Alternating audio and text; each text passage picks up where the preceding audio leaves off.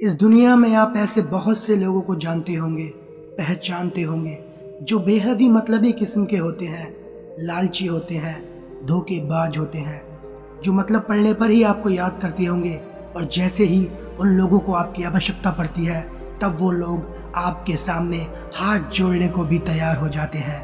ये देखकर आपको बहुत गुस्सा आता होगा। आप सोचते होंगे ये कैसा इंसान है, ये कितना मतलबी इंसान है, ना तो इसमें कोई शर्म है और ना ही कोई सेल्फ रेस्पेक्ट। आपका बिल्कुल भी मन नहीं करता होगा ऐसे लोगों की मदद करने का। लेकिन एक बात गौर करने वाली है, मोमबत्ती या दीपक की याद एक इंसान तभी करता है जब चारों ओर अंधेरा छा जाता है। इसीलिए उस इंसान को मतलबी मानकर अपने मन में पीड़ा का भाव मत लाइए, बल्कि खुद को दीपक मानकर उन लोगों की जिंदगी में जो अंधेरा है ना, उसे दूर करने की कोशिश करते रहिए। मतलब ये उन लोगों की मदद करते रहिए और खुद को भाग्यशाली समझिए कि ईश्वर ने आपको उस लायक बनाया है कि आप दूसरों की मदद करने में सक्षम हैं। तो किसी और के मतलबी होने से अपना दृष्टिकोण ना बदले। तो बस ये सोचिए कि आप एक अच्छा कर्म कर रहे हैं किसी के काम आकर। एक गुलाब के फूल से सीखिए, गुलाब का फूल कीचड़ में हो या मंदिर में, लेकिन वो अपनी खुशबू देना नहीं छोड़ता। तो खुद को जलाकर प्रकाश बनिए, लोगों का विश्वास बनिए, फिर वे लोग जो मतलब के लिए आपके पास आते थे वे लोग भी आपके आगे झुकना शुरू कर देंगे।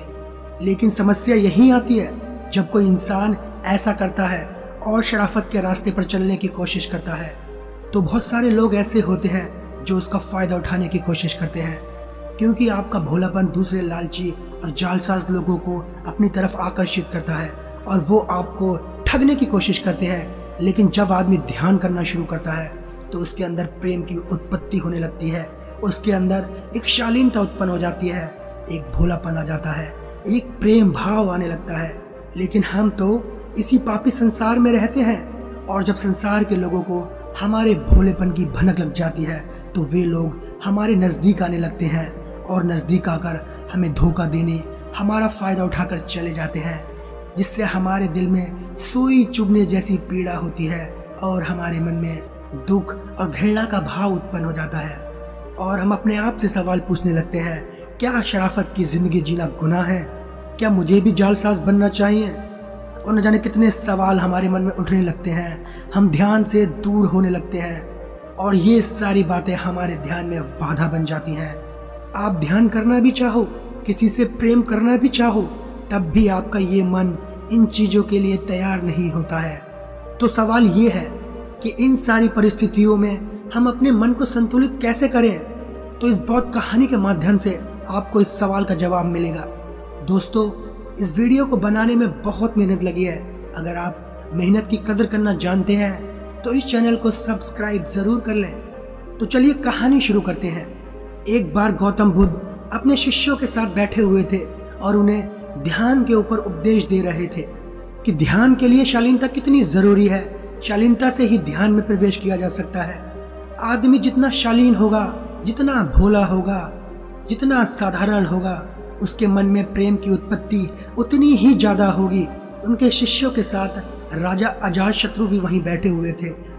बुद्ध का उपदेश समाप्त होने के बाद राजा अजातशत्रु बुद्ध से कहते हैं, हे बुद्ध, जब से मैं आपका शिष्य बना हूँ और आपके दिखाए गए मार्ग पर चल रहा हूँ, तब से ये लोग मेरे सीधेपन का बहुत फायदा उठाने लगे हैं। आपका शिष्य बनने से पहले मैं एक क्रूर राजा था और आसानी से लोगों को मृत्यु दंड दे देता था, लेकिन आपका शिष्य बनने के बाद और ध्यान शुरू करने के बाद मेरा इन सब से मन हट गया है। मैं सबके साथ प्रेम से रहना चाहता हूँ। मैं अपनी प्रजा के सारे लोगों की बातें सुनता हूँ, उनको समझता हूँ, लेकिन कुछ लोग इसका गलत फायदा उठा रहे हैं, जिससे प्रजा में और शासन करने में काफ़ी दिक्कतें आ रही हैं। आप ही बताइए हे बुद्ध, मैं क्या करूँ? बुद्ध कहते हैं, हे राजन, तुम्हें इस सवाल का जवाब मैं इस कहानी के माध्यम से दूंगा। इस कहानी को ध्यान से सुनना और अंत में मेरे सवाल का तुम जवाब देना। एक बार एक भिक्षु एक गांव से गुजर रहा था। रास्ते में उसे पीपल का पेड़ दिखता है और वो उस पेड़ की तरफ बढ़ने लगता है, वहाँ कुछ देर आराम करने के लिए। तभी वहाँ कुछ लोग उसे रोक लेते हैं, बोलते हैं, बाबा वहाँ मत जाना, वहाँ एक जहरीला सांप है जो बहुत से लोगों को डस चुका है। वो इतना खतरनाक है कि जो भी उसके सामने जाता है वो उसे मार देता है। वो भिक्षु कहता है, एक दिन तो सबको मरना है, अगर आज ही मेरी मृत्यु निश्चित है तो मुझे कोई नहीं बचा सकता। और ये कहकर वो पेड़ के नीचे जाकर बैठ जाता है। तभी वहाँ सांप आता है। वो देखता है वो भिक्षु एकदम शांत बैठा है, उसके चेहरे पर कोई डर, कोई शिकंज नहीं है। ये देख सांप अपना फन उठाता है और लहराने लगता है और उस भिक्षु से पूछता है। सांप उस भिक्षु से कहता है, हे सन्यासी, तुम्हें मुझसे डर नहीं लगता? तुम्हें यह डर नहीं कि मैं तुम्हें डस लूंगा? वो भिक्षु सांप से कहता है, हे नागराज, इसमें डरने वाली कौन सी बात है? जो भी तुम करते हो वो इसलिए करते हो ताकि तुम्हें कोई मार ना दे। डरते तो तुम हो, इसलिए तुम सबको डस लेते हो। मुझे किसी बात का डर नहीं है, मैं किसी को नहीं डसता, डसते तो तुम हो। मुझे ना तो मृत्यु का भय है और ना ही जीवन की लालसा। मुझे कोई नुकसान नहीं पहुंचा सकता, तो मैं क्यों डरूं? ये देखकर वो सांप बहुत हैरान हो जाता है। उसने आज तक ऐसे ही आदमियों को देखा था जो उससे बहुत डरते थे, अपनी जान बचाने के लिए भागते थे। उस सांप ने पहली बार किसी को देखा था जिसकी आंखों में कोई भय न था।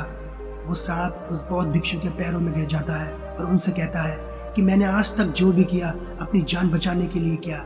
अगर मैं लोगों को नहीं डसता तो वो लोग मुझे मार देते। वो बौद्ध भिक्षु सांप से कहते हैं, शांत हो जाओ। अगर तुम इस जीवन की लालसा से मुक्त होना चाहते हो तो सोचो कि आज नहीं तो कल मृत्यु तो आनी ही है, तो फिर डरने से क्या फायदा? इसलिए तुम्हें लोगों को डसने की जरूरत नहीं है। इतना कहकर वो बौद्ध भिक्षु वहां से चले जाते हैं। फिर सांप ये तय करता है कि आज के बाद वो कोई गलत काम नहीं करेगा। उसने सबको डसना छोड़ दिया, लेकिन उसकी जिंदगी में उसका उल्टा ही प्रभाव पड़ा। पहले जो लोग उस सांप से डरकर भागते थे, अब वो लोग उसे मारने की कोशिश करने लगे, उसे चोट पहुंचाने लगे, उसे नुकसान पहुंचाने लगे। इन सब घटनाओं से सांप बहुत दुखी रहने लगा। उसे तरह तरह की चोट पहुंचाने के लिए कोई तो उसके पीछे लकड़ी लेकर भागने लगता था। फिर भी वो सांप किसी को भी नुकसान नहीं पहुंचाता था। वो सबके प्रति प्रेम का भाव रखने की कोशिश करता था। लेकिन लोग इसका गलत फायदा उठाने लगे थे, क्योंकि लोगों का सांप से जो डर था वो खत्म हो चुका था। वे लोग उस सांप से उस समय का बदला ले रहे थे जब वो सांप उन लोगों को डराता था, उन्हें डस लेता था। वर्षा ऋतु आई और बीत गई। वर्षा ऋतु बीतने के बाद बौद्ध भिक्षु फिर से उस रास्ते से जाने लगा। फिर उसी पेड़ के नीचे बैठ गया। उस सांप ने उस बौद्ध भिक्षु को देखकर ही पहचान लिया और उनके पास गया। भिक्षु ये देखकर बहुत हैरान हो जाते हैं कि पहले सांप की हालत कैसी थी, अब कैसी है। उसके शरीर पर चोट के निशान थे, उसकी आंखों में बहुत दर्द था। सांप ने बौद्ध भिक्षु की ओर देखकर कहा कि आपने मुझे समझाया था, इसलिए मैंने दूसरों का नुकसान करना बंद कर दिया। लेकिन लोग मेरे इस व्यवहार का गलत फायदा उठाने लगे हैं, मुझे चोट पहुंचाने लगे हैं, मेरी जान लेने पर उतारू हो गए हैं। आप ही बताइए मैं क्या करूं? मैं सही रास्ते पर चलकर प्रेम करूं या उसी तरह लोगों को काटता रहूं या डसता रहूं ताकि वे लोग मुझे ना मार सके? मैं ये निश्चय नहीं कर पा रहा हूं कि मैं किस रास्ते पर चलूं, सही या गलत।